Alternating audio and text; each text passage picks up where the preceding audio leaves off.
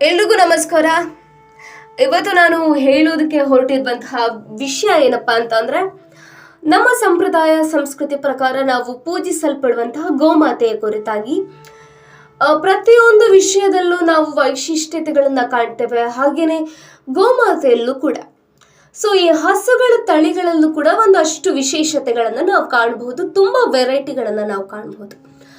ಅದೇ ರೀತಿಯಲ್ಲಿ ಒಂದು ವಿಶೇಷ ತಳಿ ಬಗ್ಗೆ ನಾನು ಹೇಳ್ತೀನಿ. ಹಲವಾರು ಜನರಿಗೆ ಈ ತಳಿ ಬಗ್ಗೆ ಗೊತ್ತಿರಬಹುದು, ಕೆಲವರಿಗೆ ಗೊತ್ತಿಲ್ಲದೆ ಇರಬಹುದು. ಕೆಲವರು ಈ ತಳಿಯ ಹಸುಗಳನ್ನ ನೋಡಿದ್ರು ಕೂಡ ಅದರ ಹೆಸರು ಇದು ಅಂತ ಹೇಳಿ ಗುರುತಿಸೋದಕ್ಕೆ ಸಾಧ್ಯ ಆಗಿಲ್ಲ.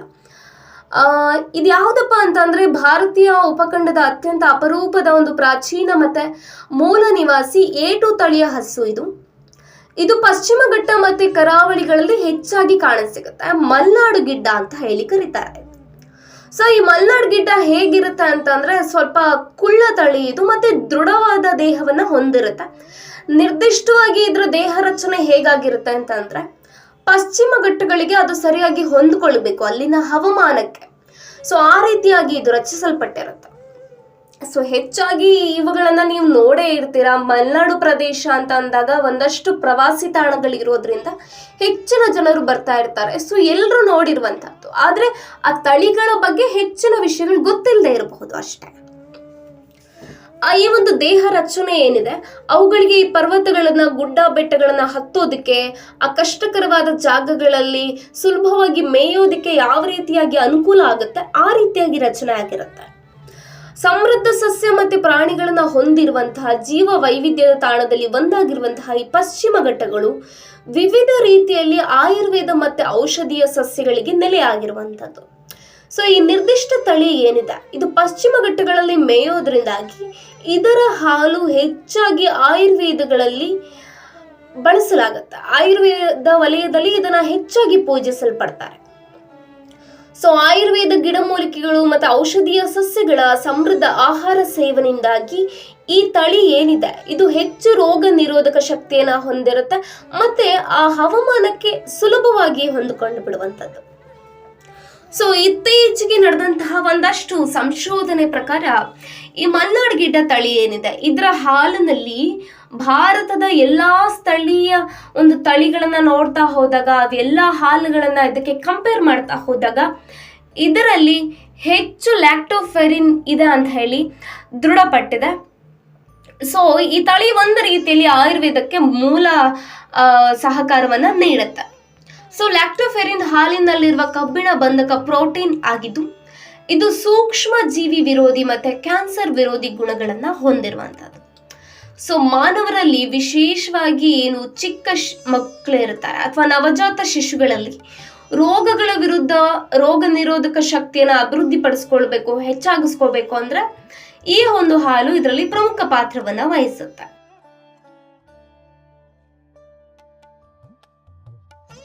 ಇನ್ನು ಈ ಒಂದು ತಳಿ ಏನಿದೆ ಮಲ್ನಾಡು ಗಿಡ್ಡ, ಈ ಮಲ್ನಾಡು ಗಿಡ್ಡದಲ್ಲೂ ಕೆಲವೊಂದು ರೂಪಾಂತರಿ ಪ್ರಭೇದಗಳಿದೆ. ಅದರಲ್ಲಿ ಕಪಿಲ ಹಸು ಕೂಡ ಒಂದು. ಅದರಲ್ಲೂ ತಾಮ್ರ ಬಣ್ಣದ ಹಸುವನ್ನ ತುಂಬಾ ಪವಿತ್ರ ಅಂತ ಹೇಳಿ ಕನ್ಸಿಡರ್ ಮಾಡ್ತಾರೆ. ಸೊ ತಿರುಪತಿ ಸೇರಿದಂತೆ ದಕ್ಷಿಣ ಭಾರತದ ಹಲವಾರು ಪ್ರಮುಖ ದೇವಾಲಯಗಳಿದೆ. ಆ ದೇಗುಲಗಳಲ್ಲಿ ಈ ಕಪಿಲ ವಸ್ತುವನ್ನ ಸಾಕ್ತಾರೆ. ಯಾಕೆ ಅಂತಂದ್ರೆ ಅಲ್ಲಿನ ದೇವರ ಅಭಿಷೇಕಕ್ಕೆ ಮುಖ್ಯವಾಗಿ ಏನು ಪಾವಿತ್ರ್ಯತೆ ಉಳಿದಂತ ವಸ್ತುಗಳು ಬೇಕು, ಅದರಲ್ಲಿ ಈ ಕಪಿಲ ಹಸುವಿನ ಒಂದು ಹಾಲಿನ ಅಭಿಷೇಕವನ್ನ ಮಾಡಲಾಗುತ್ತೆ. ಸೊ ಈ ಹಸುಗಳು ಹೇಗೆ ಅಂತಂದ್ರೆ, ಹುಡುಕಿಕೊಂಡು ಹೋಗ್ಬಿಟ್ಟು ಗಿಡಮೂಲಿಕೆಗಳನ್ನ, ಆಯುರ್ವೇದ ಶಕ್ತಿಗಳಿರುವಂತ ಒಂದು ಗಿಡಗಳನ್ನ ತಿನ್ನುತ್ತೆ. ಸೊ ಒಂದು ರೀತಿಯಲ್ಲಿ ಸುಂದರವಾದ ಪ್ರಕ್ರಿಯೆ ಅಂತ ಹೇಳ್ಬೋದು ಇದನ್ನ. ಆಧುನಿಕ ವಿಜ್ಞಾನ ಏನ್ ಹೇಳುತ್ತೆ, ಮಗುವಿಗೆ ಹಾಲು ಉಣಿಸೋದ್ರ ಬಗ್ಗೆ ತುಂಬಾ ಚೆನ್ನಾಗಿ ಹೇಳುತ್ತೆ. ಆ ಪ್ರಯೋಜನಗಳ ಕುರಿತಾಗಿ ತಾಯಿಯ ದೇಹ ಮಗುವಿನ ಲಾಲಾರಸದ ಮೂಲಕನೇ ತಿಳಿದುಕೊಳ್ಳುತ್ತಂತೆ ಮಗುವಿಗೆ ಏನಾದ್ರೂ ರೋಗ ಇದೆಯಾ ಅಥವಾ ಮಗುವಿಗೆ ಯಾವ ರೀತಿಯಾದ ಹಾಲಿನ ಅಗತ್ಯ ಇದೆ ಅಂತ ಹೇಳಿ. ಸೊ ತದನಂತರ ಆ ರೀತಿಯಾದ ಹಾಲನ್ನ ಆ ದೇಹ ಉತ್ಪಾದನೆ ಮಾಡಿ ಮಗುವಿಗೆ ನೀಡುತ್ತಂತೆ. ಈ ಒಂದು ಕಾರಣಕ್ಕಾಗಿಯೇನೆ ಬಹುಶಃ ಇಂಡೋ ವೈದಿಕ ನಾಗರಿಕತೆಯಲ್ಲಿ ದೇಸಿ ಏಟು ಹಸುಗಳೇನಿದೆ ಈ ಮಲ್ನಾಡ್ ಗಿಡ್ಡಗಳು, ಇವುಗಳಿಗೆ ಬಹುಶಃ ತಾಯಿಯ ಒಂದು ಸ್ಥಾನಮಾನವನ್ನ ನೀಡಿ ಅದಕ್ಕಿಂತ ಹೆಚ್ಚಿನ ಸ್ಥಾನಮಾನವನ್ನ ನೀಡಿದ್ದಾರೆ ಅಂತ ಹೇಳ್ಬೋದು. ಯಾಕೆ ಅಂತಂದ್ರೆ ಇವುಗಳು ನಾವು ಏನಿದೀವಿ ಹಾಲು ಕರೆಯುವಂಥವ್ರು, ನಮ್ಮ ಉಸಿರಾಟದ ಮೂಲಕ ಈ ಒಂದು ತಳಿಗಳು ನಮಗೆ ಏನು ಅಗತ್ಯ ಇದೆ, ಯಾವ ರೀತಿಯಾದ ಗಿಡಮೂಲಿಕೆ ಆಯುರ್ವೇದದ ಚಿಕಿತ್ಸೆ ಅಗತ್ಯ ಇದೆ, ಮುಂದೆ ಬರುವಂತಹ ಕಾಯಿಲೆಗಳೇನಿದೆ ಅಂತ ಹೇಳಿ ಅರ್ಥಕೊಂಡು ಅದಕ್ಕೆ ಯಾವ ರೀತಿಯಾಗಿ ಬೇಕು ಆ ರೀತಿಯಾದ ಒಂದು ಗಿಡಮೂಲಿಕೆಗಳನ್ನ ಆಯುರ್ವೇದ ಒಂದು ಗಿಡಗಳನ್ನ ಹುಡುಕಿಕೊಂಡು ಹೋಗಿ ಅವುಗಳನ್ನ ತಿಂದು ಬರುತ್ತೆ. ನಂತರದ ದಿನಗಳಲ್ಲಿ ನಮ್ಗೆ ಅದನ್ನ ಹಾಲಾಗಿ ಕೊಡುತ್ತೆ. ಸೊ ನಮ್ಮ ಆರೋಗ್ಯ ಅಲ್ಲಿಗೆ ಅದು ಕಂಟ್ರೋಲ್ ಮಾಡುತ್ತೆ. ಇದಕ್ಕೆ ಬಹುಶಃ ಇದನ್ನ ತಾಯಿಯ ಸ್ಥಾನದಲ್ಲಿ ಇಟ್ಟಿದ್ದಾರೆ ಅಂತ ಹೇಳಲಿಕ್ಕೆ ತಪ್ಪಾಗ್ಲಿಕ್ಕಿಲ್ಲ, ಹೇಳಿದ್ರ. ಸೊ ಈ ತಳಿಯಲ್ಲಿ ಕೆಲವೊಂದು ಅನಾನುಕೂಲ ಕೂಡ ಇರುತ್ತೆ. ದಿನಕ್ಕೆ ಒಂದು ಹೆಚ್ಚು ಕಮ್ಮಿ 1 ರಿಂದ 1.5 ಲೀಟರ್ ಹಾಲಷ್ಟು ಇದು ಉತ್ಪಾದನೆ ಮಾಡುತ್ತೆ. ಸೊ ಹೆಚ್ಚಿನ ರೈತರಿಗೆ ಏನಂತ ಅಂದ್ರೆ ಆರ್ಥಿಕವಾಗಿ ಇದು ಲಾಭದಾಯಕ ಅಲ್ಲ. ಹೆಚ್ಚಿನ ಹಾಲನ್ನ ಕೊಟ್ಟಾಗ ಅವ್ರು ಹೆಚ್ಚಿನದಾಗಿ ಲಾಭ ಮಾಡ್ಕೊಳ್ಬಹುದು. ಆದ್ರೆ ಇದು ಕೊಡುವಂತದ್ದೇ 1 ರಿಂದ 1.5 ಲೀಟರ್. ಆದ್ರೆ ಪ್ರಕೃತಿ ನಮಗೆ ನೀಡುವಂತಹ ಅತ್ಯುತ್ತಮ ವಸ್ತುಗಳು ಹೆಚ್ಚಾಗಿ ಕಡಿಮೆ ಪ್ರಮಾಣದಲ್ಲಿ ಲಭಿಸುವಂಥದ್ದು. ಸೊ ನಮ್ಮ ಸಂಶೋಧನೆ ಪ್ರಕಾರ ಒಂದು ಶುದ್ಧ ತಳಿಯ ಮಲೆನಾಡು ಗಿಡ್ಡ ಹಸುವಿನಿಂದ ತಯಾರಿಸಿದಂತಹ A2 ತುಪ್ಪ ಇದೇನಿದೆ, ಒಮೆಗಾ 3 ಕೊಬ್ಬಿನ ಅಂಶಗಳ ಅತ್ಯಧಿಕ ಅಂಶಗಳನ್ನ ಹೊಂದಿದೆ ಅಂತ. ಸೊ ಇದು ಹೆಚ್ಚಾಗಿ ನಮ್ಮ ಬುದ್ಧಿ ಬೆಳವಣಿಗೆಗೆ, ಮೆದುಳಿನ ಬೆಳವಣಿಗೆಗೆ ಇದು ಸಹಕಾರಿಯಾಗತ್ತೆ.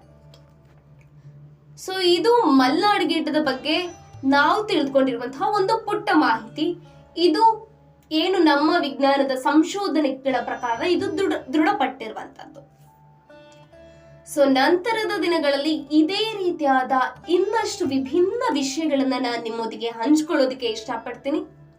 ನಿಮ್ಗೆ ಈ ವಿಷಯ ಇಷ್ಟ ಆಗಿದ್ರೆ, ಈ ಮಾಹಿತಿ ಇಷ್ಟ ಆಗಿದ್ರೆ ನಿಮ್ಮವ್ರಿಗೆ ತಿಳಿಸಿ, ಇನ್ನೊಂದಷ್ಟು ವಿಷಯಗಳನ್ನ ಅವ್ರಿಗೆ ತಿಳಿಸೋದಕ್ಕೆ ಸಹಕಾರ ಮಾಡೋಣ. ಧನ್ಯವಾದ.